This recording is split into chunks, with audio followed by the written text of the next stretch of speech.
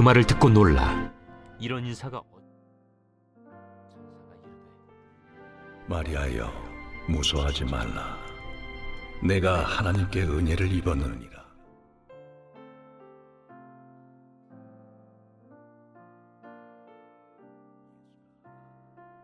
그가 큰 자가 되고 지극히 높으신 이의 아들이라 일컬어질 것이요 주 하나님께서 그 조상 다윗의 왕위를 그에게 주시리니 영원히 야곱의 집을 왕으로 다스릴 것이며 그 나라가 무궁하리라.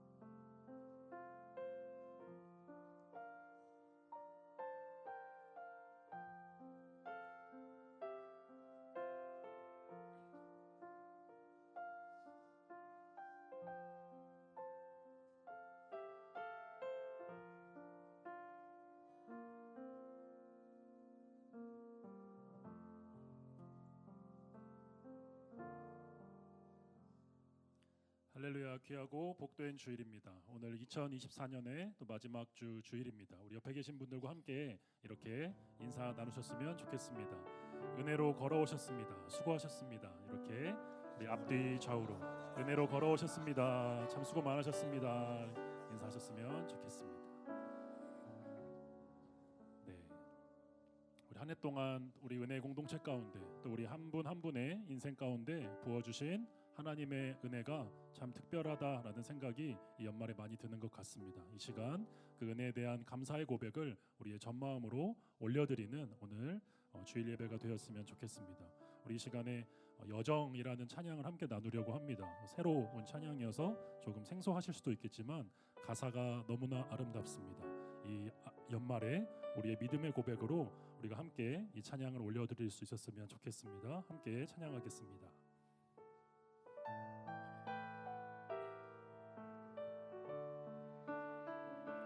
나의 눈가에 주름이 지고 나의 눈가에 주름이 지고 눈물이 많아졌습니다. 눈물이 많아졌습니다. 잠시 눈 감고 뜬 것 같은데 어느새 여기 있음. 한 번 더 하겠습니다. 나의 눈가에 주름이 지고 나의 눈가에 주름이 지고 눈물이 많아졌습니다. 눈물이 많아졌습니다. 잠시 눈 감고 뜬 것 같은데 어느새 여기 있습니다. 가슴 아픈 날도 많았었고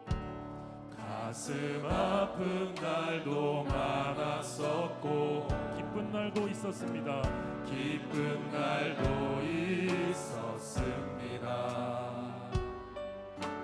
짧은 여정을 뒤돌아보니 하나님의 은혜. 우리 한 번 더 처음부터 찬양하겠습니다. 나의 눈가에 주름이 지고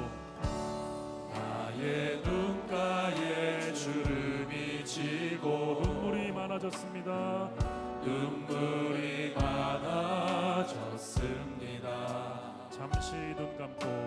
잠시 눈 감고 뜬 것 같은 어느새 여기 있습니다. 가슴 아픈 날도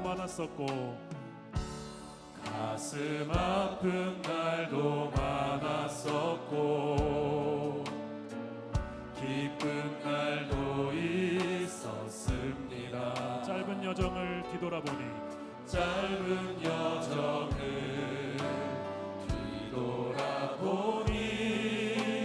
하나님의 은혜.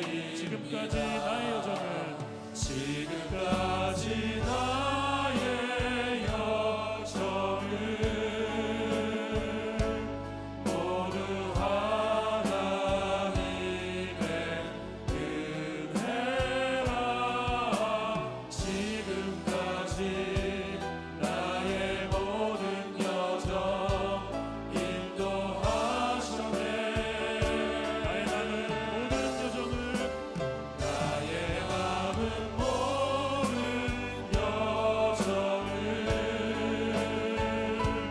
모두 하나님께 맡기라. 나의 모든 삶 마치는 날까지 붙드시리. 한 번 더 함께 고백하도록 하겠습니다. 나의 눈가에 주름이 지고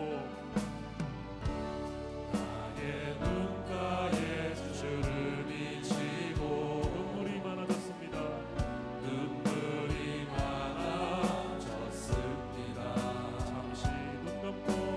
잠시 눈 감고 뜬 것 같은데 어느새 여기 있습니다.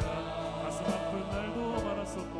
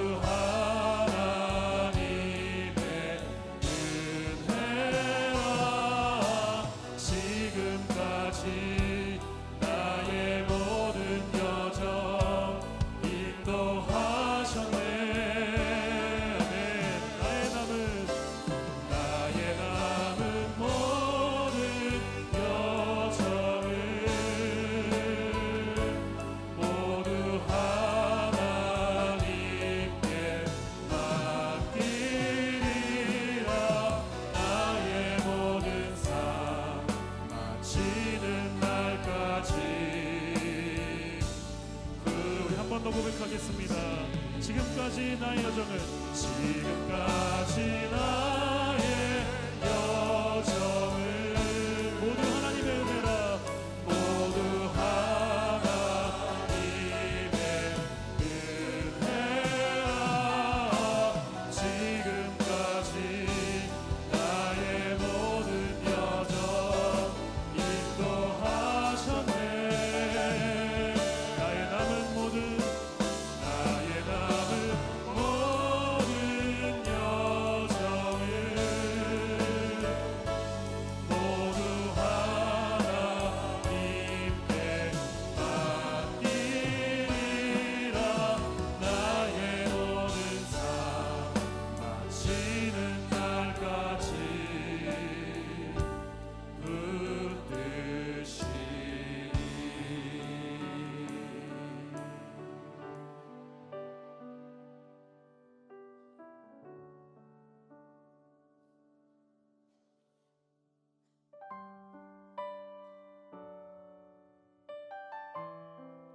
예수 그리스도께서 우리의 죄를 위해 우리를 대신하시기 위해 이 땅에 오셨습니다. 이 시간 함께 주님을 찬양하겠습니다. 이 세상 가장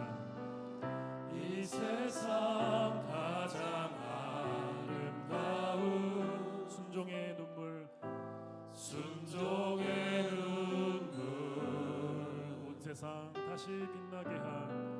온 세상 다시 빛나게 한 생명의 눈물 그가 이 땅에 오신 이유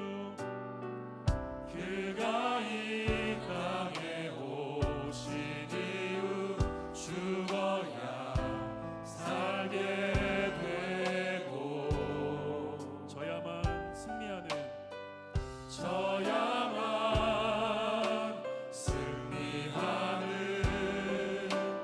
놀랍고 영원한 신비 지으신 그대로 내 몫이 긴 우리의 창조주 그리스도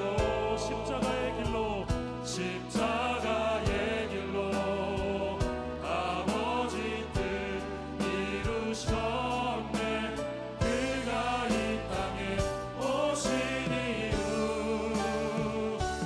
이제 우리에게 맡겨진 그 소망 그 사랑 그 생명 아름답고 눈부신 십자가의 길 우리가 이 땅에 살아갈 이유 그가 이 땅에 오신 이유 그가 이 땅에 오신 이유 죽어야 살게 되고 저야만 승리하는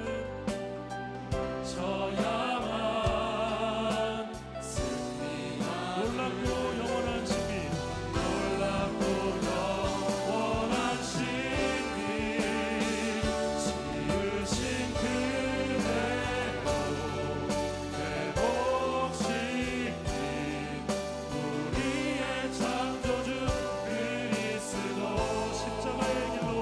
십자가의 길로 아버지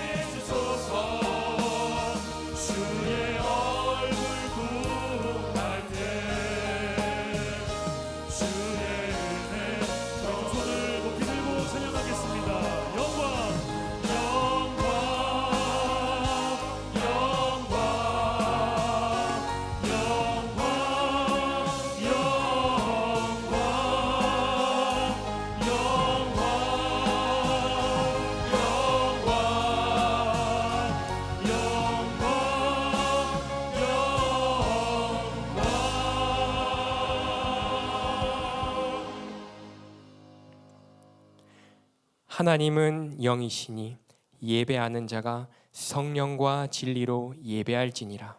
아멘. 사랑하는 형제자매 여러분, 우리 하나님께서 기뻐하시는 예배는 상한 마음과 통회하는 심령이라고 하셨습니다. 이 시간 성령께서 우리의 마음을 살피셔서 깨닫게 하여 주시는 우리의 죄와 허물을 진실한 마음으로 주님께 고백하고 참회의 기도를 드리는 시간을 갖겠습니다. 다 같이 침묵 가운데 기도하시겠습니다.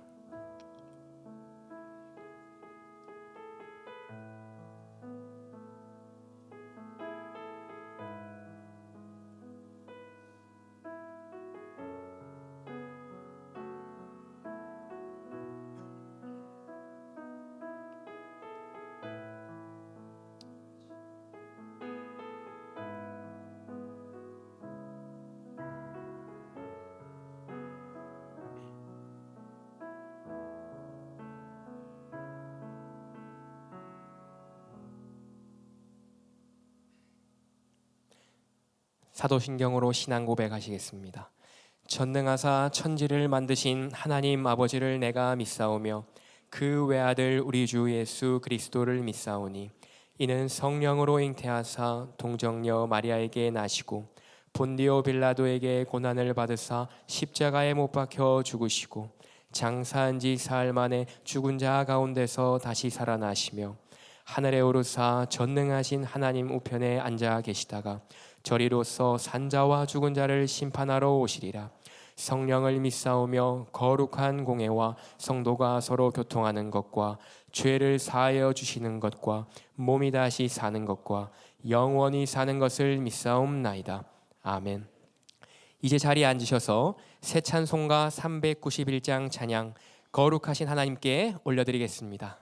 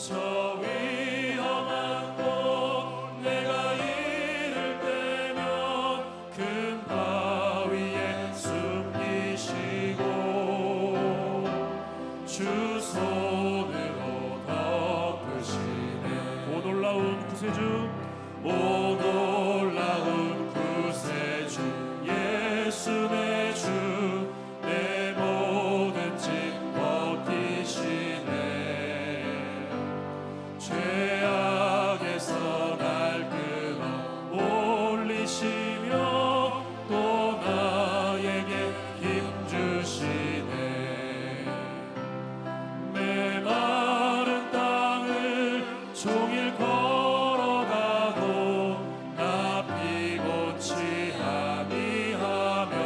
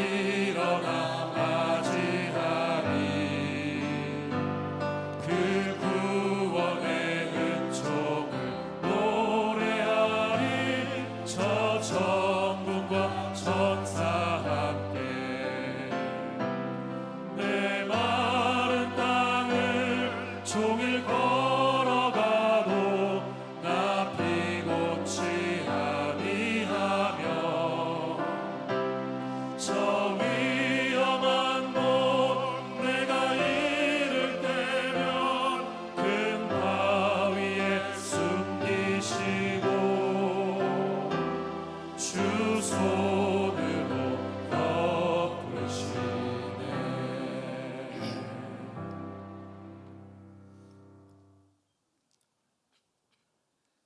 살아계신 하나님 아버지, 한 해의 마지막 거룩한 주일에 영과 진리로 예배하게 하시니 참으로 감사합니다.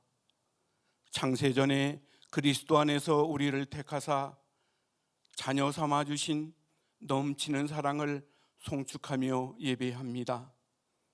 상한 마음과 참여하는 심령으로 주님 앞에 왔사오니 은혜의 보좌로 인도하여 주시옵소서. 한 해 동안 어리석었던 우리의 허물과 죄악을 긍휼히 여기사 용서하여 주시옵소서. 전능하신 하나님 아버지, 혼돈과 어둠의 시간을 지나고 있습니다. 무릎 꿇고 간구하는 기도 소리 들으시고 하나님이 통치하는 나라가 되게 하여 주시옵소서. 하나님 아버지, 아픔과 고통의 터널을 지나며 힘겨워하는 성도들을 안아 주시옵소서. 위로하시고 감사와 회복의 역사가 속히 응답되도록 역사하여 주시옵소서. 극심한 취업난으로 어려움을 겪고 있는 청년들에게 취업의 문이 열리게 하시고 속히 경제를 회복시켜 주시옵소서. 국방의 의무를 다하고 있는 주님의 자녀들을 모든 위험에서 보호하여 주시기를 두 손 모읍니다. 특히 수험생들의 진로를 복되게 열어주사 하나님 나라의 존귀한 일꾼되게 역사하여 주시옵소서. 사랑의 하나님 아버지, 올 한 해 은혜 베푸사 각자의 위치에서 헌신하게 하심을 감사합니다. 내년에도 한없는 은혜와 소중한 달란트로 섬길 수 있도록 축복하여 주시옵소서. 우리 은혜의 공동체가 빛과 소금의 향기로운 맛을 풍기게 하시고 한마음 한뜻으로 하나님 기뻐하시는 교회가 되게 인도하여 주시옵소서. 존귀하신 하나님 아버지, 우리 목사님 가정을 축복하사 평강과 기쁨이 가득하게 인도하여 주시옵소서. 말씀과 성령이 충만하게 하시고 말씀을 증거하실 때마다 기쁨이 흘러넘치고 우리 마음에 참 소망과 감사가 가득하게 채워주시기를 갈망합니다. 새해에는 아버지께서 행하실 위대한 일을 기대합니다. 이 시간 주님 임재하셔서 우리의 예배를 흠양하여 주시고 참 소망과 기쁨을 주시옵소서. 하나님 홀로 영광받아 주시옵소서. 평강의 왕으로 오신 예수 그리스도의 이름으로 기도드리옵나이다. 아멘.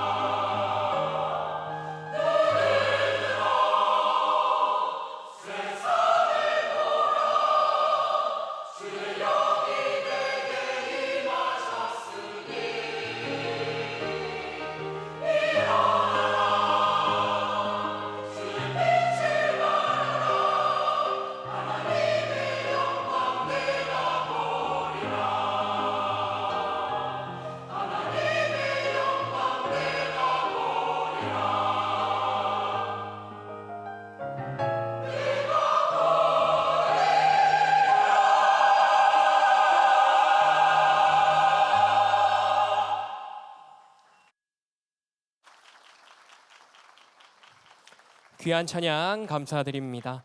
오늘 은혜의 공동체에 처음 오신 분들을 진심으로 환영합니다. 여러분들을 새가족반에서 꼭 만나 뵙기를 소망합니다.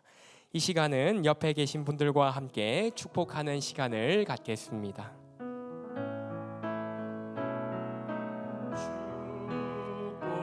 하나님의 축복이 당신의 삶에 넘쳐나기를. 축복, 하나님의 축복이 당신의 삶에 가득하기를 축복합니다.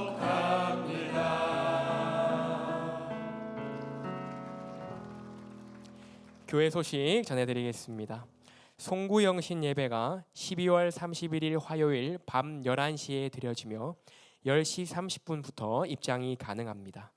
당일 새벽 예배는 송구영신 예배로 대체하며 1월 1일 수요일 새벽 예배와 수요 예배는 각 가정에서 개인 큐티 및 가정 예배로 드리시기 바랍니다. 오늘 새해 기도문 용지가 배부되었습니다. 한 해를 돌아보며 감사와 새해의 간절한 소망을 담아 기도 제목을 작성하시어 송구영신 예배 시 제출해 주시기 바랍니다. 제출해 주신 새해 기도문은 담임 목사님과 중보기도팀이 1년 동안 함께 기도하겠습니다. 신년 교사대학이 1월 4일 토요일 오전 9시에 개최됩니다. 교사들의 섬김을 통해 다음 세대가 믿음으로 잘 세워지도록 많은 기도 부탁드립니다. 큐티학교 수강생을 모집하고 있습니다. 말씀 묵상을 통해 변화와 성숙을 경험하길 원하시는 성도님들께서는 주보를 참조하셔서 온라인으로 신청해 주시기 바랍니다. 2024년도 기부금 영수증은 교회 홈페이지에서 발급이 가능하며 인터넷 발급이 어려우신 분들만 교회 사무실에서 신청해 주시기 바랍니다. 이 시간 김예은 자매님의 봉헌 찬양과 함께 우리의 마음과 정성을 다하여 주님 앞에 봉헌하시겠습니다. 박수로 맞이하겠습니다.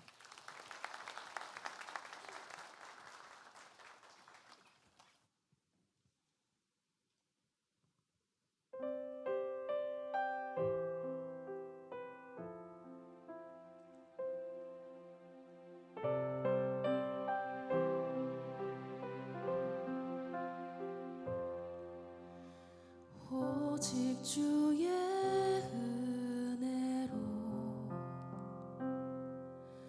지금 여기 서 있네. 한없는 경배, 한없는 찬양, 내 영혼 예배 드리네. 나를 위해 이 땅에 오신 주의 은혜, 십자가 고통 이기신 주님, 그 은혜 어찌 잊으리. 주 은혜 날 채우시네. 주 은혜 보게 하시네. 살아가는 동안 은혜로만 살리. 십자가 은혜로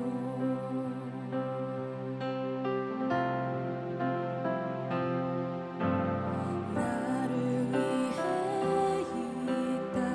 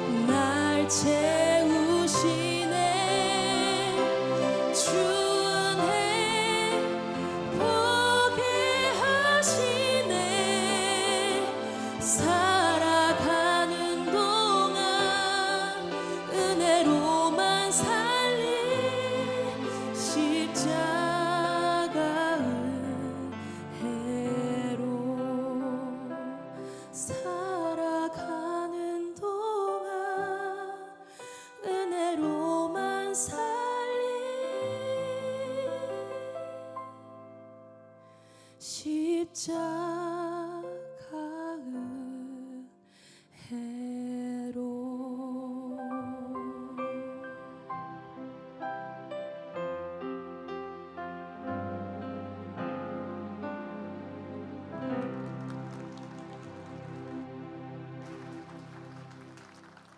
귀한 봉헌 찬양 감사드립니다.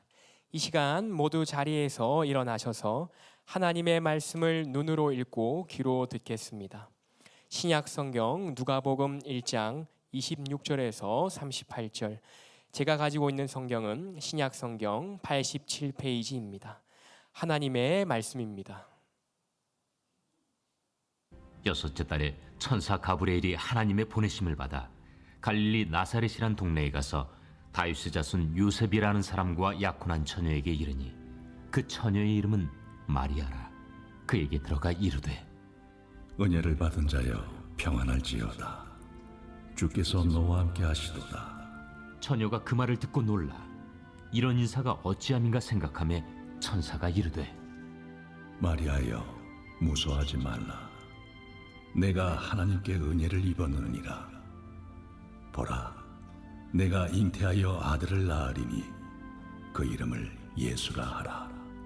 그가 큰 자가 되고 지극히 높으신 이의 아들이라 일컬어질 것이요 주 하나님께서 그 조상 다윗의 왕위를 그에게 주시리니 영원히 야곱의 집을 왕으로 다스릴 것이며 그 나라가 무궁하리라. 나는 남자를 알지 못하니 어찌 이 일이 있으리이까? 성령이 내게 임하시고 지극히 높으신 이의 능력이 너를 덮으시리니 이러므로 나실 바 거룩한 이는 하나님의 아들이라 일컬어지리라. 보라, 내 친족 엘리사벳도 늙어서 아들을 배었느니라. 본래 임신하지 못한다고 알려진 이가 이미 6달이 되었나니 대저 하나님의 모든 말씀은 능하지 못하심이 없느니라. 주의 여종이오니 말씀대로 내게 이루어지이다. 하매 천사가 떠나가니라. 아멘. 모두 자리에 앉아주시기 바랍니다. 이제 말씀을 듣기에 앞서 말씀을 전하실 목사님과 예배를 위해 그리고 우리에게 듣는 마음 허락하시길 간절히 기도하시겠습니다.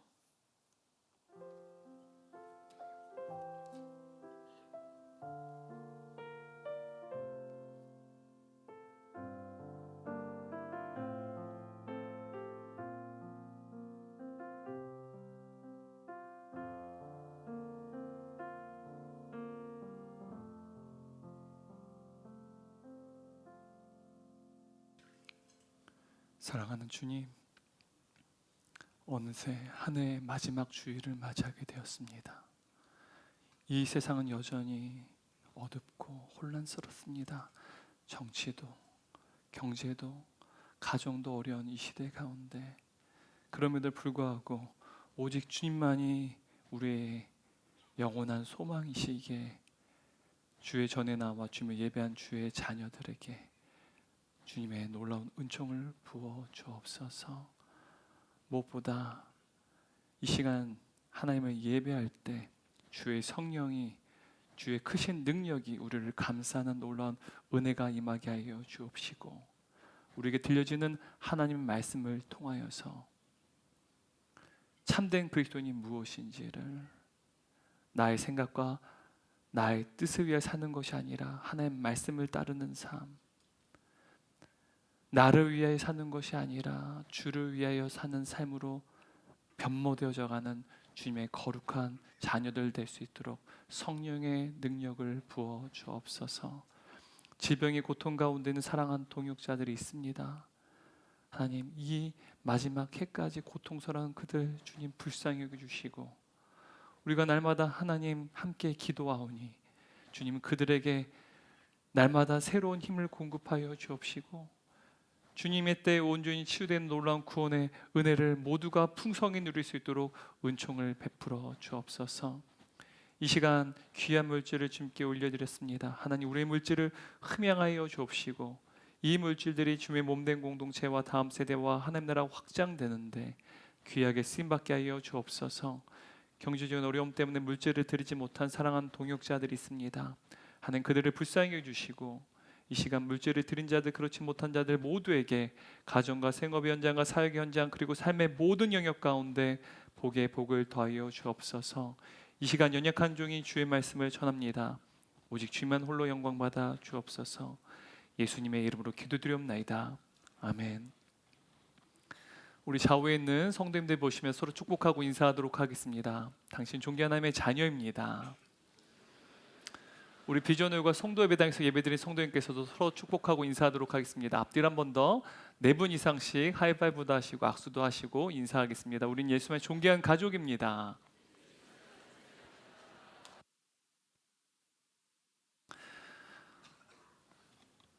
네, 감사합니다.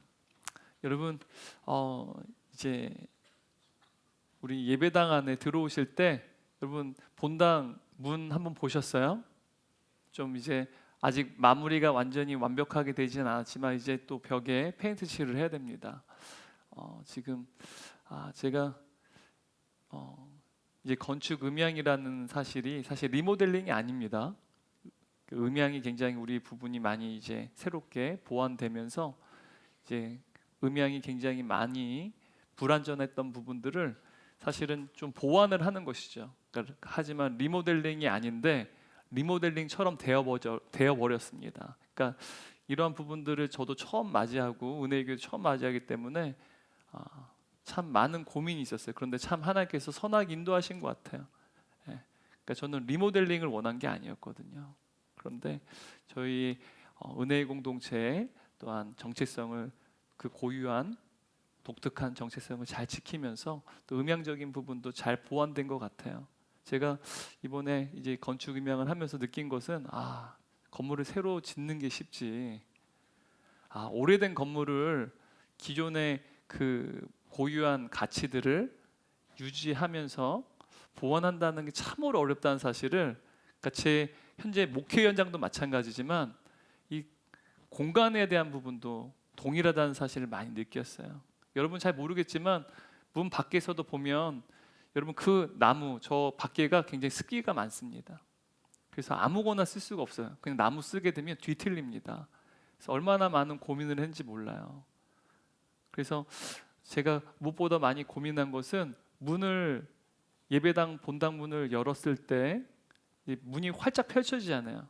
그럼 밖에서도 봤을 때 우리 무대 전면과 동일한 그러한 디자인이 만들어졌으면 했어요. 그것을 이제 머리로 그렸습니다.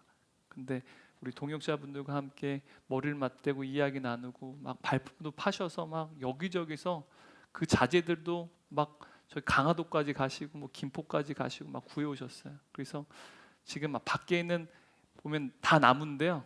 우리 무대 전면과 동일한 가로줄로 돼 있어요. 그러니까 이런 거 하나도 쉬운 게 없더라고요. 제가 이번에 이 사실을 많이 느끼고 경험했습니다. 그래서 아마 밖에서 보시게 되면 굉장히 뭔가 막 화려하다는 생각은 들지 않겠지만 굉장히 뭔가 따뜻하고 자연스러움이 묻어날 것입니다.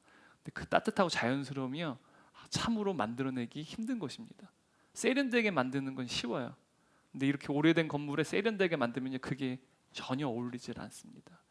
그래서 여러분 보실 때 이 모든 일들을 위해서 애쓴 우리 동역자들을 위해서 또 격려해 주시고 또한 이 모든 일들이 뭐 만족스럽지 않은 부분도 있을 수 있습니다. 하지만 이게 우리한테는 최선인 줄 믿습니다. 그래서 또한 마음에 있는 불만도 다 내려놓으시고 우리에게 감사만 있으면 좋겠습니다. 오늘 함께 나눈 말씀의 제목이 무엇인가요? 우리가 지난주에 있어서 이제 성탄주의를 이 말씀을 가지고 나눴는데요. 오늘까지 사실 올 한 해의 마지막 주일인데 첫 번째 그리스도인이 누굴까요, 여러분? 네? 성경이 말하는 첫 번째 그리스도인이 누굴까요? 마리아라는 사실이시죠. 근데 저는 오늘 이 본문을 준비하고 연구하고 또 말씀 붙잡고 기도할 때 많이 울었습니다. 제가 설교를 붙잡고 운 적이 별로 그렇게 많지는 않아요. 물론 1년에 몇 번 있지만 다시 한번 읽어봐도요. 준비하는 가운데에서 타자기를 치고 또 멈추면서도 많이 울었어요.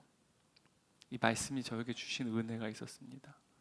그리고 제가 다시 한번 말씀을 제가 암기하는 가운데서도 막 눈물이 나온 거예요. 오늘 설교하다 또 울지도 모르겠어요. 예. 감동이 멈추질 않습니다. 여러분, 마리아는 첫 번째 그리스도인입니다. 은혜를 받은 자였어요. 바로 그 은혜는 받은 자로서 부르심을 입은 자였습니다. 저와 여러분도 마찬가지예요. 하나님의 선택을 받은 은혜 받은 자, 주님의 부르심을 입은 자들이란 사실이죠. 그런데 그 부르심의 이면에는 고난과 고통이 있습니다. 눈물이 있다는 사실이에요. 여러분, 그리스도인은 더 이상 나의 생각과 나의 기준과 나의 세계관이 아니라 하나님의 말씀으로 사는 자들입니다. 그리고 그리스도인은 나를 위하여 사는 것이 아니라 주를 위하여 사는 자들입니다. 이것을 오늘 본문은 마리아를 통해서 우리에게 분명하게 전달하고 있다는 사실입니다.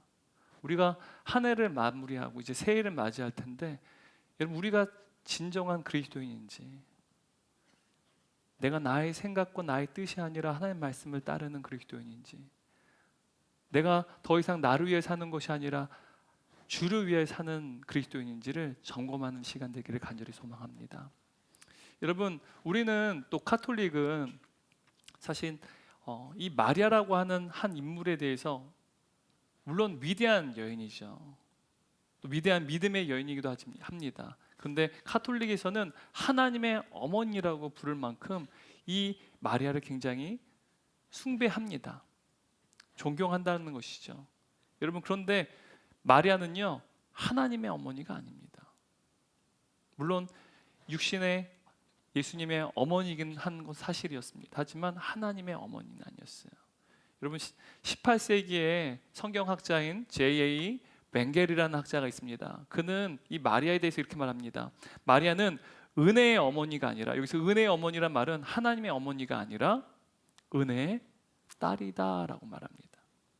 마리아의 존재는요, 은혜의 딸이었다는 사실이죠. 하나님의 딸이었다는 사실입니다.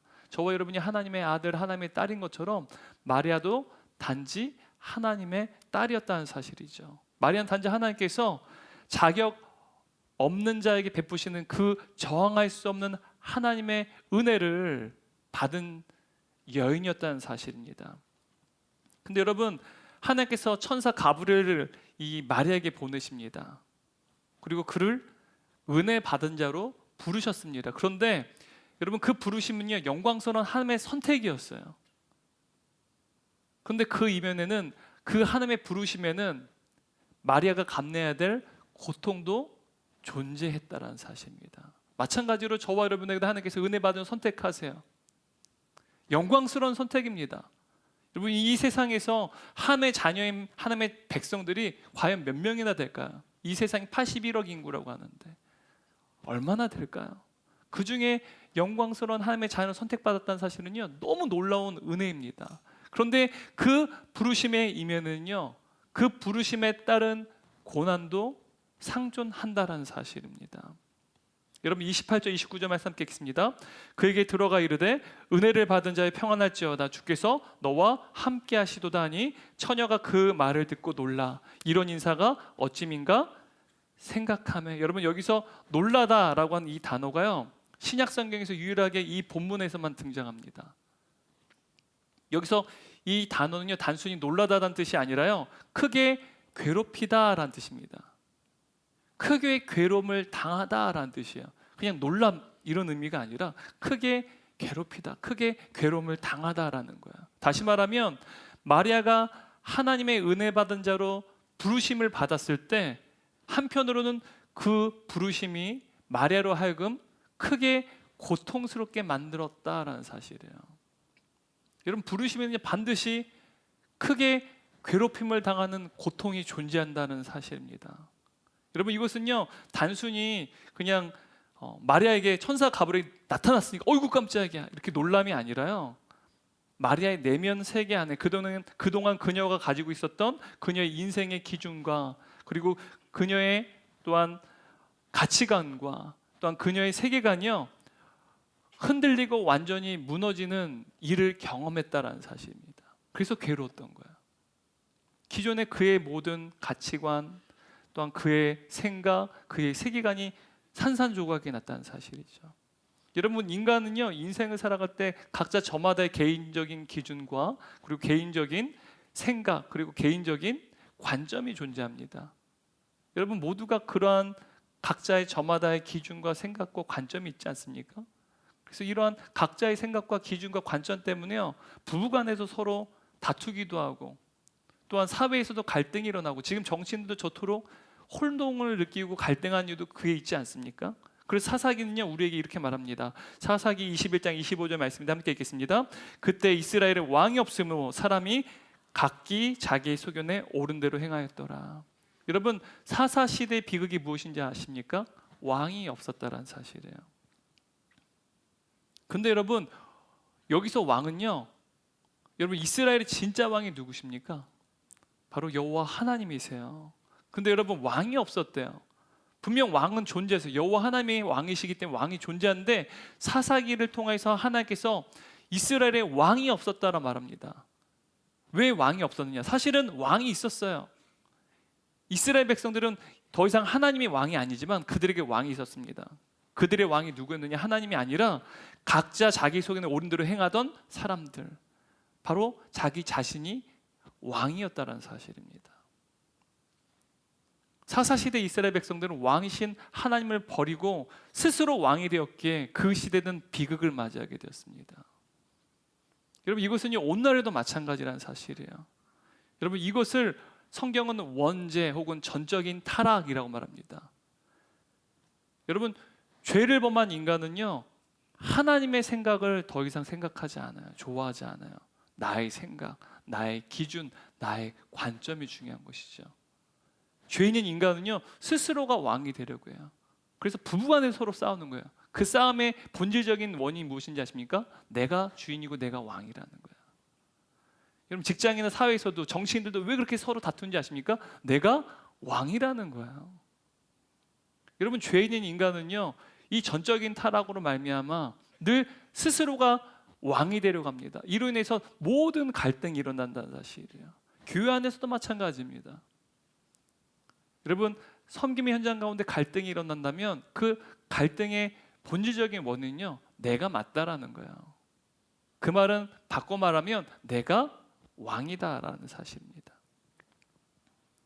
그런데 여러분, 하나님께서 마리아에게 찾아오실 때 바로 마리아에게 찾아오셨던 것처럼 또한 저와 여러분에게, 나에게 하나님께서 찾아오실 때 마찬가지로 이제껏 나의 소견에 옳은 대로 행했던 나의 모든 그 세계가 산산조각이 난다는 사실이에요. 나의 생각, 나의 가치관, 나의 모든 관점들이요, 무너지게 된다는 사실이에요. 우리가 예수 그리스도를 영접하게 될 때 우리가 그동안 당연시 여겼던 우리의 생각과 우리의 가치관과 우리의 세계관이 산산조각이 나는, 그리고 산산조각 깨어지는 고통을 겪게 된다는 사실입니다. 만약 이러한 경험이 없다면, 우리가 신앙생활하고 있음에도 이러한 경험이 없다면 우리 안에 영원한 생명, 주님이 거하시는 영원한 생명이 자리하지 않는 것일 수 있습니다.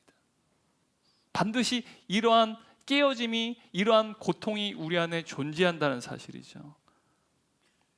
여러분, 우리가 예수 그리스도를 영접하게 된 이유, 우리가 신앙 생활을 시작한 이유, 그리고 하나님의 놀라운 그 은혜가 우리 가운데 찾아온 그 이유, 우리는요, 본격적으로 우리의 기준의 삶의 방식과 우리의 가치관에 상당한 변화가 일어난다는 사실입니다. 예를 들면요, 진화론을 믿었던, 줄곧 진화론을 믿어왔습니다. 그런데 어느 순간 내가 예수님을 영접하고 신앙생활하고 하나님의 은혜가 나를 찾아온 그 이후부터는요, 진화론이 아니라 창조론이 믿어지는 거예요. 논리적이지 않고 이성적이지 않고 과학적이지 않은 창조론이 믿어지게 되는 것입니다. 줄곧 유물론적인 세계관, 인본주의적인 세계관을 늘 나는 믿으며 살아왔는데, 중요하게 여겼는데, 내가 이제 예수님을 영접한 이후부터는요, 하나님 중심적인 세계관을 내 마음 안에 소유하게 됩니다. 이로 인해서요, 이전의 유물론적인 세계관 또한 인본주의적인 세계관과 하나님 중심의 세계관이 서로 갈등하고 부딪혀요. 이러한 치열한 갈등 속에서 고통을 겪는 사실입니다. 심지어 예수 그리스도를 영접한 이후에 가족 안에 불화가 일어나게 됩니다. 어떤 불화일까요? 이전까지는 제사를 드리는 문제가 아무렇지도 않았어요. 그런데 예수님을 영접한 이유는요, 제사에 참여할 수가 없어서 부모님과 갈등이 일어나는 일들이요 일어난다는 사실이죠. 이처럼 여러분, 우리가 예수 그리스도를 영접하게 될 때 우리 안에서 역사하시는 그 성령의 일하심을 통해서 우리 안에 있는 옛사람이 새 사람으로 바뀌어진 놀라운 역사가 일어난다는 사실입니다. 그때 여러분, 우리는요 그리스도 안에서 하나님의 자녀의 신분, 바로 그 새로운 신분으로 말미암아 이제는 하나님의 자녀의 신분에 합당한 삶을 살아가고자 합니다. 그래서 하나님의 말씀을 따르려고 합니다. 근데 그 하나님의 말씀과 과거 우리가 따랐던 과거의 생각과 기준, 가치관이요 바로 일명 우리의 옛 습관들이 서로 충돌하게 된다는 사실이죠. 이러한 고통을 경험하게 된다는 사실이죠. 여러분, 하나님 부르시면요 우리의 내적인 또한 우리의 외적인 고통이 존재한다는 사실입니다. 근데 여러분, 이러한 일이 예수 그리스도를 영접하게 됨으로 우리가 신앙생활함으로 이러한 고통과 두려움이 우리 가운데 일어날 때 여러분 두려워하지 마십시오. 성령께서 우리 안에서 새 일을 행하실 수 있도록 단지 그리스도께서 저와 여러분이 주시는 하나님의 말씀을 따라가기만 하면 된다는 사실이에요. 여러분 두려워하지 마시고 그 고통에 너무 지나치게 몰입하지 마시고 그리스도 안에서 내 안에서 나랑 나의 의지와 관계없이 성령께서 일하고 계세요. 새 일을, 새 질서를 내 안에 일으키시고 계시다는 사실이에요. 그 사실을 믿고 우리는 단지 그리스도 안에서 우리에게 주시는 하나님의 말씀을 붙잡고 따라가기만 하면 된다는 사실입니다. 그래서 여러분, 마리아는 기존의 그녀의 생각과 가치 기준과 그 세계관이요 완전히 무너져 내리는 고통을 겪게 됩니다. 그때 하나님께서 그에게 이렇게 위로하세요. 두려워하지 마라. 오히려 기뻐하라. 이는 하나님의 은혜를 받는 일이다. 뭐라고요? 두려워하지 마라. 오히려 기뻐하라. 이는 하나님의 은혜를 받는 일이다.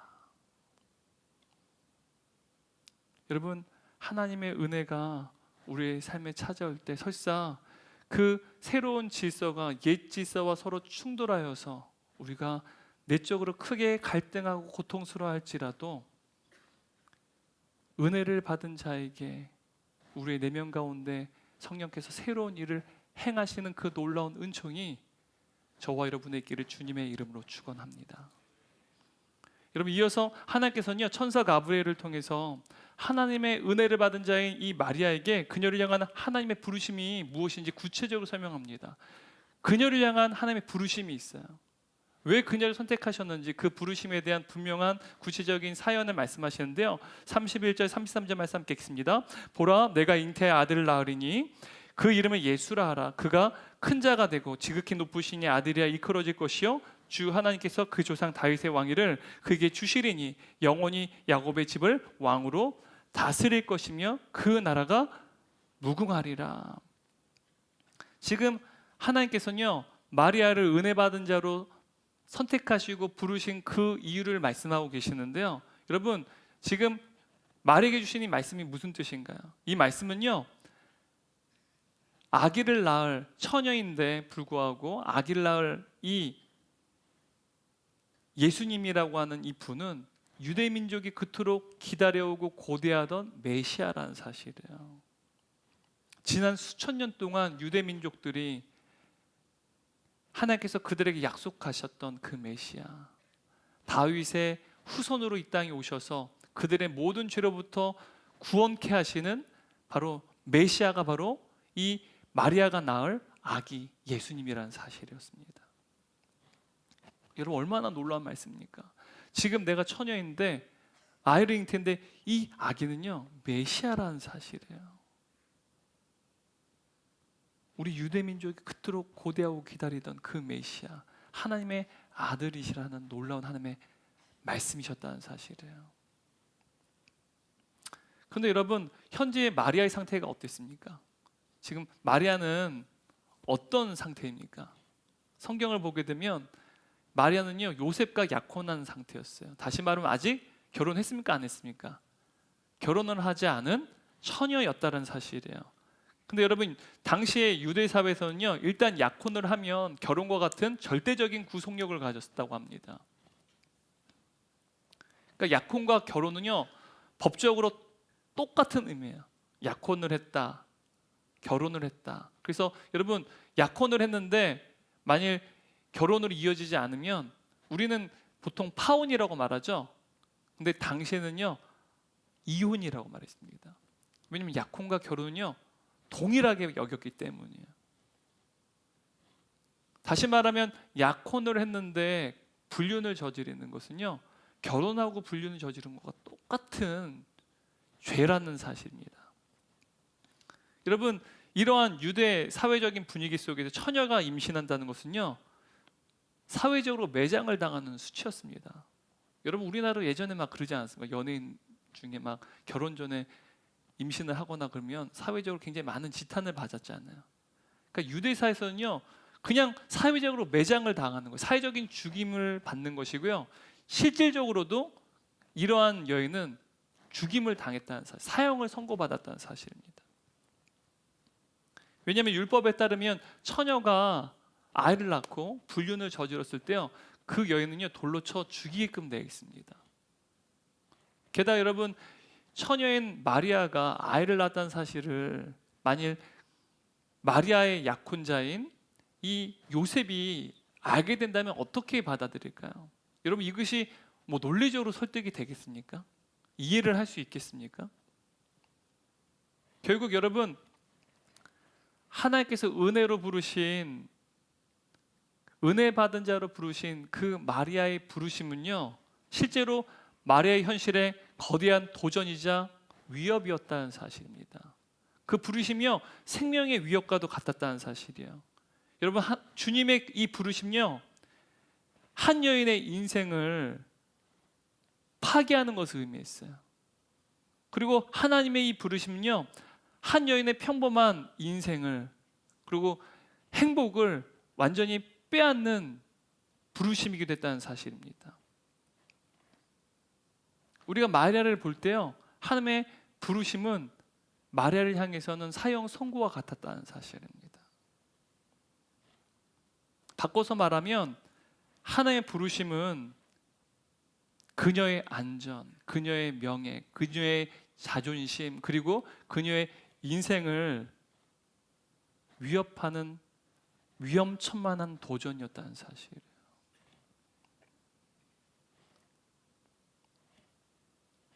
그런데 여러분, 평범한 마리아 인생을 뒤흔드는 그 부르심에 대해서 마리아는 어떻게 반응을 했습니까? 34절 말씀 읽겠습니다. 마리아가 천사에게 말하되 나는 남자를 알지 못하니 어찌 이 일이 있으리이까? 지금 마리아가 천사 가브리엘에게 질문을 하고 있습니다. 처녀인 제가 어떻게 아이를 낳을 수 있겠습니까? 라고 지금 질문하는 거예요.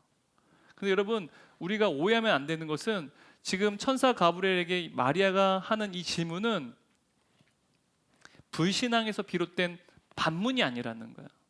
어떻게 이런 일이 일어날 수 있냐고, 나는 믿을 수 없다라고 말하는 게 아니라는 사실이에요. 우리는 그 근거를요, 앞서서 가브리엘이 여러분 제사장 사가랴에게 먼저 나타나고 그에게 복된 소식을 전합니다. 나이도 많고 이제는 아이를 낳을 수 없는 부부였던 사가랴와 엘리사벳에게 아들이 낳게 될 것이라는 복된 소식을 전하게 되었죠. 그러자 사가랴가 어떻게 반응하냐면, 내가 늙고 아내도 늙었는데 어떻게 그런 일이 일어날 수 있겠습니까? 라고 질문합니다. 여러분, 여기서 사가랴의 질문과 마리아의 질문이 굉장히 비슷해 보입니다. 유사해 봅니다.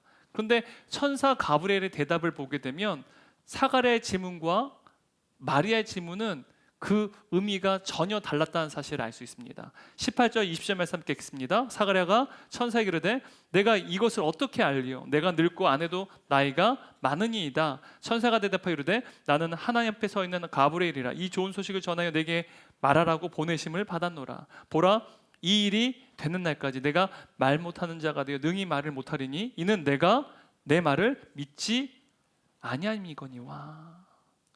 지금 왜 사가랴는 지금 질문을 하고 있습니까?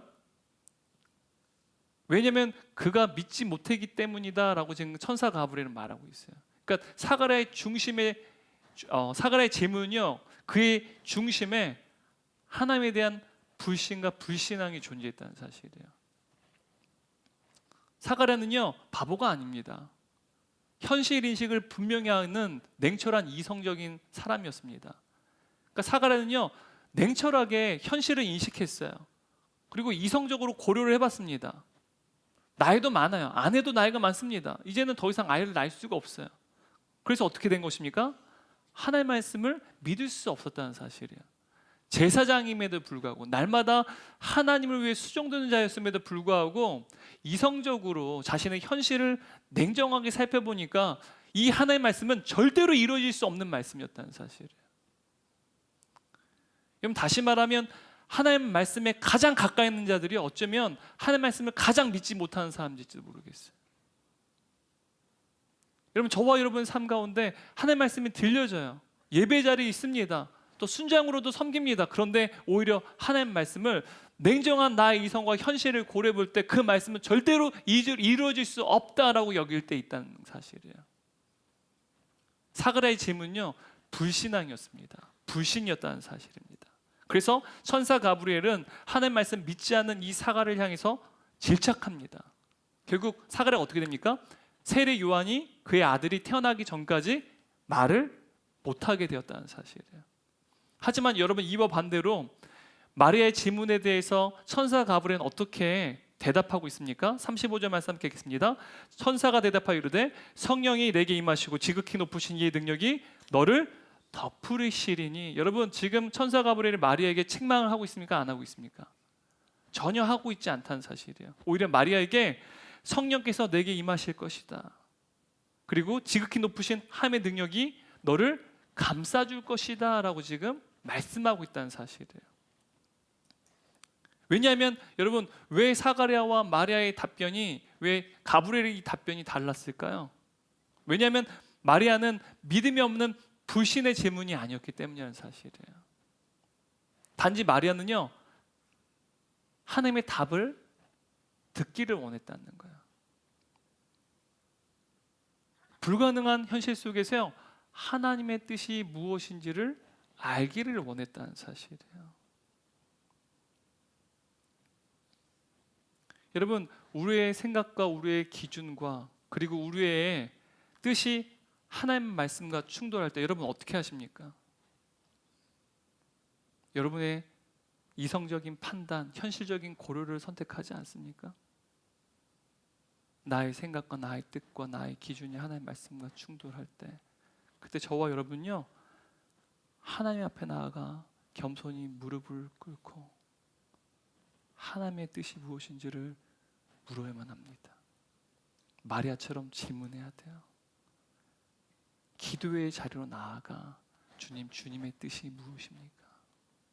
나의 불가능한 현실 속에서 주님, 주님이 하시고자 하시는 주님의 뜻이 무엇입니까? 겸손히 물어야만 한다는 사실이에요.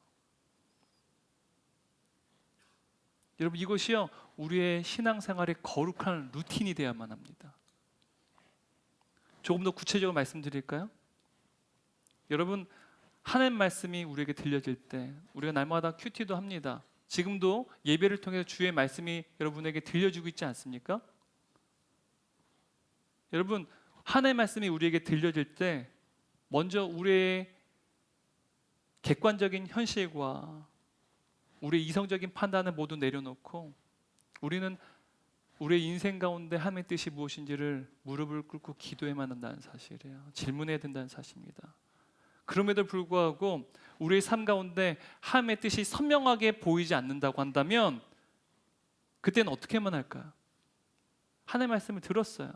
그리고 기도의 자리에 나가서 하나님에게 나의 인생의 주님의 뜻이 무엇인지 질문했어요. 그런데 선명한 주님의 뜻이 보이지 않아요. 그럼 어떻게 될까요? 그러면 지금 나에게 들려진 그 말씀을 붙잡고 조심스레 한 걸음 한 걸음 믿음의 발걸음을 내디뎌야 된다는 사실이에요. 저는요 앞이 내다 보이지 않을 때는요 멀리 보지 않습니다. 절대로. 그리고 하나님의 말씀 묵상하고 기도의 자로 나아가요. 그리고 그날 하루 나에게 주시는 그 말씀을 잡고 그 하루를 살아갑니다. 근데 여러분, 그 이후에 뒤돌아보니 함에 놀라운 역사가 일어날 때가 제 인생에 너무나 많다는 사실이에요. 그냥 선명하는 주의 뜻이 몰라요. 그렇다면 오늘 나에게 주시는 그 하나님의 말씀을 붙잡고 조심스럽게 한 발자국 한 발자국 믿음의 발걸음을 내딛는 것입니다. 그러면 우리가 꼭 잡고 있는 그 하나님의 말씀이 마침내 저와 여러분을 하여금 하나님의 뜻 가운데 우리 삶을 선하게 이끌고 계심을 목도하게 될 것이라는 사실이에요. 이것은 저의 경험이기도 해요.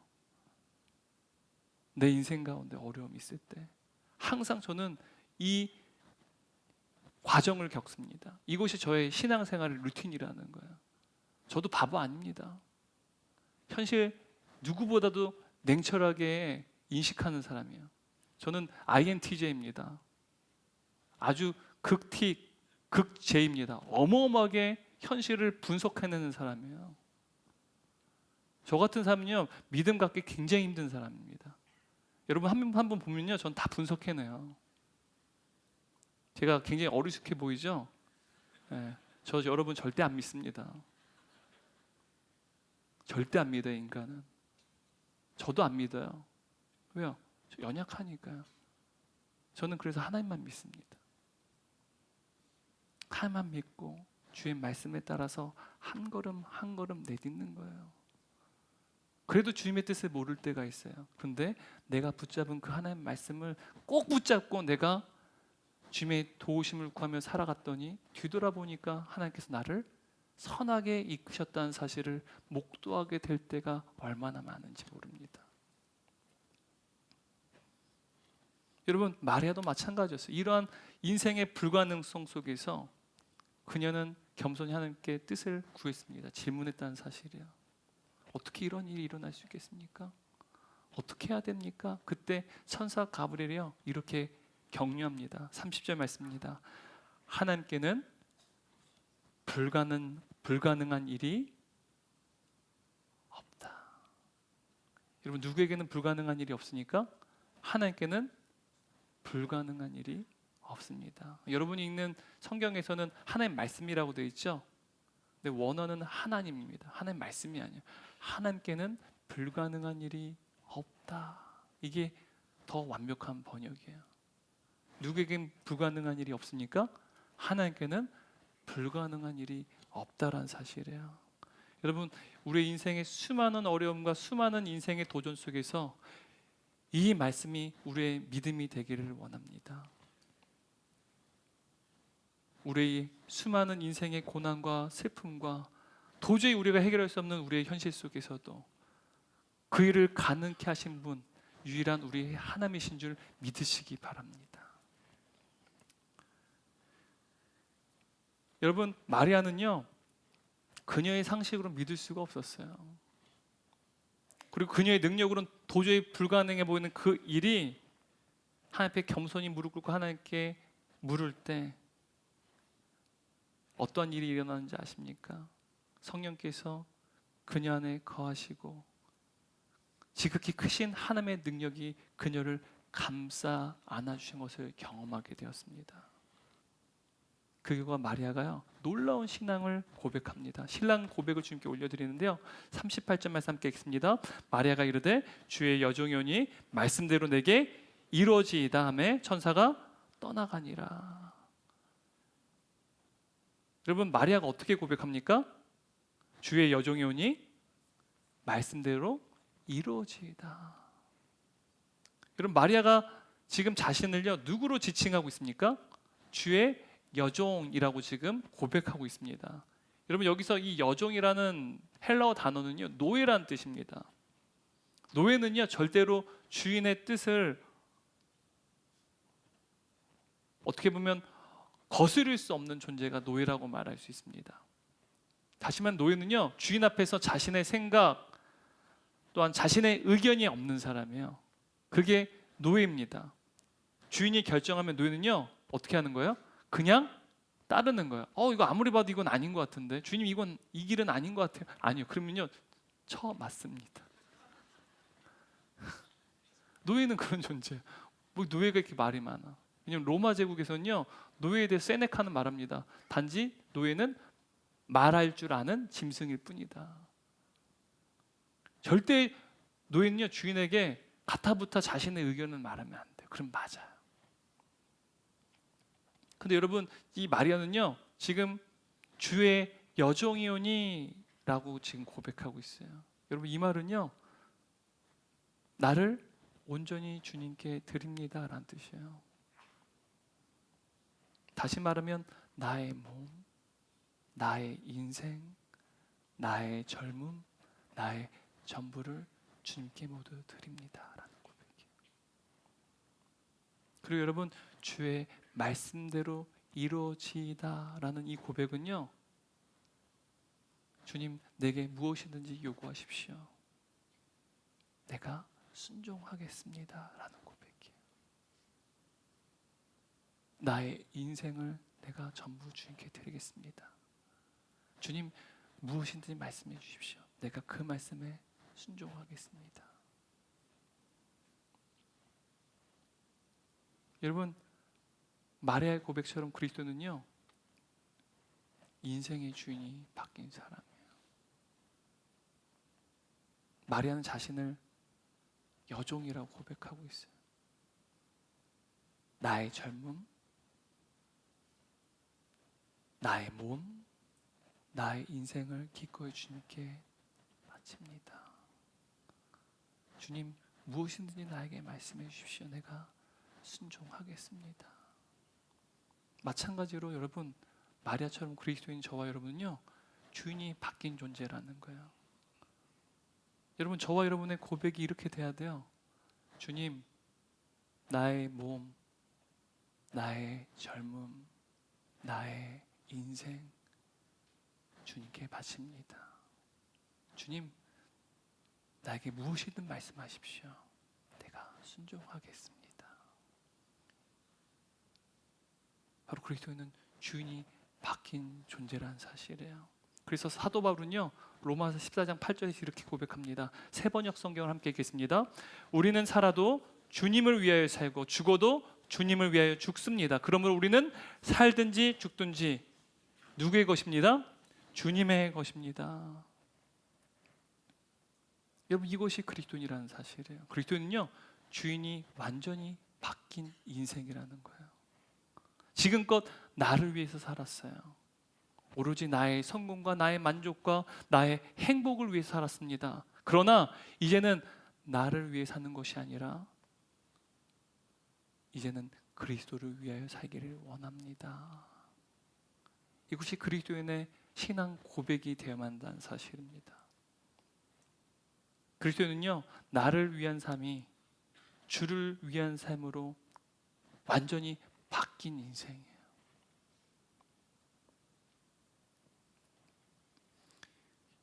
여러분, 때로 마리아처럼 저와 여러분을 향한 하나님의 부르심이 내가 원하지 않는 인생과 고난과 고통을 불러일으킬 때가 있어요. 내가 그리스도인이라는 이유로 가족 안에서 뭐 제사나 이런 거에 참여하지 않고 그런 가운데 어려움을 당할 때도 있다는 사실이에요. 심지어 하나님의 부르심이 곧 인생의 고난이 될 때도 있다는 사실, 마리아처럼 말이죠. 마치 사형 선고를 받는 것처럼 그녀의 부르심은요, 그녀에겐 눈물이자 고통이었다는 사실이에요. 근데 어떻게 이러한 인생을 우리가 수용할 수 있습니까? 이제는 내가 사는 것이 아니라 이제는 내가 주를 위해 사는 인생으로 바뀌어지기 때문입니다. 마찬가지로 여러분, 마리아 인생도요, 그녀의 인생이 아니라 주의 종으로 사는 인생, 주를 위하여 사는 인생으로 바뀌어졌다는 사실이죠. 지금 마리아는 저와 여러분에게 그것을 고백하고 있는 거예요. 나는 주를 위해 사는 인생입니다. 그것이 마리아가 첫 번째 그리스도인인 이유입니다. 그리고 마리아의 후예인 저와 여러분도요, 그리스도인에서 내가 인생의 주인이 아니라 주님이 우리 인생의 주인이 되어주는, 나를 위해 사는 것이 아니라 주를 위해 사는 인생으로 바뀌어져야 된다는 사실입니다. 이것이 그리스도인이라는 사실입니다. 그런데 여러분, 이러한 하나님의 부르심을 입은 첫 번째 그리스도인으로 살았던 이 마리아는요, 영적인 관점 보면 참으로 복된 여인입니다. 행복한 여인입니다. 하지만 육적인 눈으로 봤을 때, 세상적인 눈으로 봤을 때 그녀의 인생은 참으로 불행한 인생이었다는 사실이에요. 여러분, 마리아라는 이름의 뜻이 무엇인지 아십니까? 뭐 카톨릭에서는 고귀한 사랑스러운이란 말이에요. 왜냐하면 뭐 아람어라든지 헬라어로 그 의미를 찾아보면 그 뜻이 사랑스러운 혹은 존귀한 뭐 이런 뜻입니다. 고귀한 이런 뜻이에요. 그런데 여러분, 히브리어로 마리아라는 이름은요, 이제 모세의 누이였던 미리암이라는 이름과 똑같은 이름입니다. 마리아, 미리암. 히브리어로는 미리암이에요. 그런데 여러분, 이 미리암이라는 이름의 히브리어 어원이 어떤 뜻이냐면 고통, 슬픔이라는 뜻이 담겨져 있어요. 고귀하고 사랑스러운 여인이기도 했지만 하나님께는 고귀하고 사랑스러운 여인이었을 거예요. 하지만 그녀의 인생에서는요, 슬픔과 고통이 가득한 인생이 바로 마리아의 인생이었다는 사실이에요. 그래서 일평생 메시아가 이 땅에 오시기만 기다렸던 시몬이라는 선지자가요, 마리아를 마주했을 때, 만났을 때 이러한 예언을 합니다. 누가복음 2장 34절 35절 말씀을 현대인 성경 함께 읽겠습니다. 시몬은 그들에게 축복하고 아기 어머니 마리아에게 이런 말을 하였다. 이 아기는 하나님이 세우신 자입니다. 많은 이스라엘 사람들은 이 아기를 믿지 않아 망하기도 하고 믿어서 구원을 받기도 할 것입니다. 그리고 이 아기는 사람들의 비난이 대상이 될 것이며 그때 당신은 마치 예리한 칼에 찔리듯 마음이 아플 것입니다. 여러분, 이 시몬의 예언처럼요, 마리아의 인생은 마치 칼에 찌르듯이 그녀의 일생이요 전부 고통스러운 인생이었다는 사실이에요. 여러분, 마리아는 처녀의 몸으로 임신을 했습니다. 그 결과요, 그녀는 그의 마을 사람들에게 늘 손가락질을 당하는 삶을 살았을 거예요. 사회적으로 매장된 상황, 그러니까 사회적인 죽음을 맞이한 사람으로의 삶을 살았을 것입니다. 게다가 여러분, 예수님을 출산하자마자 헤롯의 그 광폭한 그 도륙으로 인하여서요, 어떻게 합니까? 애굽으로 피신을 가게 됩니다. 그리고 나사렛에 돌아왔을 때는요, 남편 요셉이 세상을 떠납니다. 전승에 따르면 이 요셉과 마리아 나이의 차이가 많았다고 말해요. 그리고 이 요셉은 예수님께서 이른 나이였을 때, 뭐 10대 초 중반이었을 때 죽었다라고 말합니다. 다시 말하면 예수님은 장남이에요. 아버지의 일이 직업이 무엇이었습니까? 목수였어요. 목수라는 단어가 건축자입니다. 그러니까 건축을 하면서 먹고 살아야 돼요. 근데 나사렛은요, 너무 가난해 가지고요, 사실은 다 운박집이거나 동굴에 살았습니다. 그래서 나사렛에서는 일할 게 없어요. 그래서 나사렛으로부터 그 주위에 있는 찌뽀리라고 하는 곳이 있습니다. 헬라화된 도시였는데 그곳에 가서 아마 일을 하지 않았을까. 걸어서 한 4시간, 5시간 정도 걸어가야 돼요. 아마 예수님께서는 10대 때부터 가장 역할을 했을 겁니다. 힘겹게 장남인 아들이 가장으로서 생계를 이어갈 때요, 그 돈이 뭐 얼마나 컸겠어요. 어린아이인데. 근데 그 돈을 가지고요, 자식들을 먹여 살리는 그 일을요, 아마 마리아는 감당해야만 했을 것입니다. 또한 예수님께서 30살 즈음에 공생을 시작합니다. 하나님 나라의 복음을 전하시기 시작했어요. 하나님의 나라의 복음을 본격 전하실 때, 그때 예수님으로 인해서 가장 마음이 아프고 고통스러웠던 한 사람이 바로 마리아였을 것입니다. 왜냐하면 당시의 종교 지도자들이요, 예수님을 미워했기 때문이에요. 어떻게 해서든 수단과 방법을 가리지 않고 예수님을 죽이기에 혈안이 돼 있었기 때문에 아마 이들은 어머니인 마리아도 공격했을 거예요. 그리고 자신의 아들을 공격하는 이 현실을 보면서 아마 가장 고통스러웠을 사람이 바로 예수님의 어머니인 마리아였을 것입니다. 게다가 3년의 공생 생활을 마치고 어떻게 됩니까? 행복을 누립니까? 바로 이스라엘 메시아이자 우리의 그리스도이신 주님께서 십자가에 죽임을 당하세요. 십자가에 못 박혀서 숨을 헐떡이며 죽음을 맞이하는 그 순간, 예수님의 3년 동안 따르던 제자는 다 도망갔어요. 근데 자신의 아들이 죽음을 당하시는 그 순간, 마리아는요, 그 곁을 지킵니다. 아들의 숨을 거두는 그 고통은 어머니 마리아의 그 가슴을 칼로 도르는 듯한 아픔이었을 거예요. 고통이었을 것입니다. 그러므로 여러분, 마리아는요, 그녀의 태중에 메시아를 모시기 위해서 그녀의 몸을, 그녀의 젊음을, 그녀의 명예를, 심지어 그녀의 인생을 모두 다 바친 인생이었습니다. 그런데 아이러니하게도 하나님께서는 이토록 고통과 슬픔이 점철된 인생이었던 마리아에게 은혜를 받은 자라고 말씀하십니다. 28절 말씀 제가 번역한 말씀 함께 읽겠습니다. 은혜를 받은 자여 기뻐할지어다, 주께서 너와 함께 하시도다. 여러분, 고통과 슬픔으로 점철된 인생이었던 그 마리아, 그녀의 인생을 하나님께서 놀랍도록 은혜를 받은 자라고 말씀하세요. 왜요? 주께서 그녀와 함께 하시기 때문입니다. 여러분, 주께서 그녀와 함께 하시는 그 증거가 무엇입니까? 그녀의 태중에, 처녀인 그녀의 태중에 메시아가 계시다는 사실을, 그것이 주님께서 그녀와 함께 하시는 증거였다는 사실을. 여러분, 그런데 고통과 슬픔으로 가득 찬 이 마리아, 그녀가요, 그 버거운 인생을 감당할 수 있었던 그 비결이 무엇입니까? 그 능력이 무엇입니까? 35절 말씀 함께 읽겠습니다. 천사가 대답하여 이르되 성령이 내게 임하시고 지극히 높으신 이의 능력이 너를 덮으시리니. 여러분, 마리아의 능력이 아니었습니다. 마리아의 강철 같은 불굴의 의지도 아니었습니다. 성령이 마리아에게 임하시고 지극히 크신 하나님의 능력이 그녀를 감싸셨습니다. 그것이 버거운 인생의 고통, 하나님의 놀라운 그 부르심을 감당할 수 있는 원천적인 능력이었다는 사실입니다. 여러분, 이 능력이 우리 안에 거하고 있어요. 성령이 우리 안에 거하고 계세요. 그리고 한 성령이 거하신다는 그 말은 지극히 크신 하나님의 능력이 저와 여러분을 감싸고 계시다는 사실입니다. 여러분, 이 사실을 믿고 우리의 삶 가운데는 수많은 고난과 고통, 부르심의 현장에 있지만 우리 인생에 수많은 아픔과 고난이 있을지라도 성령님을 의지함으로, 주의 크신 그 능력을 의지함으로 나아간 저와 여러분 되시길 주님의 이름으로 축원합니다. 결론입니다. 여러분, 예수님을 잉태한 마리아에게 임한 그 은혜는 저와 여러분에게 동일합니다.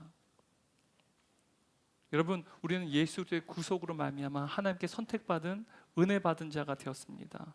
바로 예수님을 태중에 모신 마리아처럼 저와 여러분 안에도요, 예수를 우리 안에 모시고 계시다는 사실이에요. 왜냐하면 예수를 영접한 모든 자들에게 예수의 영이신 성령께서 우리 안에 거하고 계시기 때문이에요. 마리아의 태중에 예수님을 모시고 있는 것처럼 우리도 이제는 예수님을 우리의 안에 모시고 계시다는 사실입니다. 여러분, 우리가 주를 위하여 살 때 마리아처럼 때로는 그 부르심으로 인하여서 우리 인생의 고통과 슬픔을 마주할 때가 있습니다. 우리가 감당할 수 없는 고통과 슬픔을 마주할 때, 그때 여러분 겸손히 주님 앞에 나아가시기 바랍니다. 주께 나아가 간절히 기도하시기 바랍니다. 그러면 주님께서 마리아에게 말씀하셨듯이 지금 우리가 이 예배를 통해 주의 말씀을 듣듯이 주님께서는 저와 여러분의 주의 말씀을 듣게끔 하실 것입니다. 그리고 그 말씀을 붙잡고 한 걸음 한 걸음 믿음의 발걸음을 걸어가시기 바랍니다. 그러면 주님께서는 우리를 주님의 뜻 가운데 선하게 인도하실 줄 믿습니다. 우리의 기도가 응답이 될 줄 믿습니다. 성령의 능력이, 주님의 위대한 능력이 우리를 감싸시고 선하게 인도하실 줄 믿습니다. 왜냐하면 우리는 예수 그리스도 안에서 주님의 그 영원한 생명으로 구원받은 은혜 받은 자이기 때문입니다.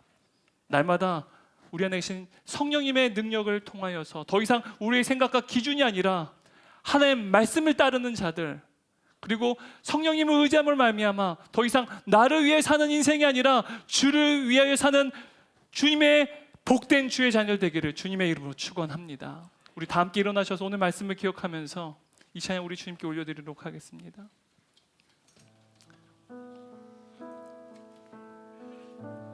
하나님의 부르심에는 후회하심이 없네. 내가 이 자리에 선 것도 주의 부르심이라. 하나님의 부르심에는 결코 실수가 없네. 나를 부르신 하나님의 신실하심을 믿네. 날 부르신 뜻, 날 부르신 뜻 내 생각보다 크고 날 향한 계획 나의 지혜로 측량 못하나 가장 좋은 길로 가장 완전한 길로 오늘 우리 다시 한번 고백하겠습니다. 날 부르신 뜻 우리 생각보다 큽니다. 날 부르신 뜻 내 생각보다 크고 날 향한 계획 나의 지혜로 측량 못하나 가장 좋은 길로 가장 완전한 길로 오늘도 다시 한번 고백하겠습니다. 날 부르신 뜻, 날 부르신 뜻, 내 생각보다 크고 날 향한 계획 나의 지혜로 측량 못하나 가장 좋은 길로 가장 완전한 길로 오늘도 나 이끄시리. 목소리만 고백하겠습니다. 날 부르신 뜻, 날 부르신 뜻 내 생각보다 크고 날 향한 계획 나의 지혜로 측량 못하나 가장 좋은 길로 가장 완전한 길로 오늘도 날 다시 한번 고백하겠습니다. 날 부르신 뜻, 날 부르신 뜻 내 생각보다 크고 날 향한 계획 나의 지혜로 측량 못하나 가장 좋은 길로 가장 완전한 길로 오늘도 날 이끄심 있네. 사랑하는 주님, 오늘 말씀을 통하여서 그리스도인의 삶이 무엇인지 우리를 하여금 다시 한번 깊이 묵상할 수 있게 하신 감사드립니다. 주님의 은혜로 부르심 받은 우리의 인생은 때로는 그 부르심으로 인하여서 고난과 아픔과 슬픔이 존재합니다. 그럼에도 불구하고 주님의 도우심을 구하며 주님께 기도로 간절히 구하며 주의 뜻을 구했던 마리아처럼 들려지는 그 한 말씀을 붙잡고 기도의 제로 나가는 주의 자녀들 되게도 하시고, 기도할 때 주의 뜻을 알지 못할 때 내게 들려진 그 말씀을 붙잡고 한 걸음 한 걸음 믿음의 발걸음을 내디딜 때 마침내 주님께서 우리 인생을 선하게 이끄신 놀라운 일들을 모두가 풍성히 누릴 수 있도록 은총을 베풀어 주옵소서. 마리아처럼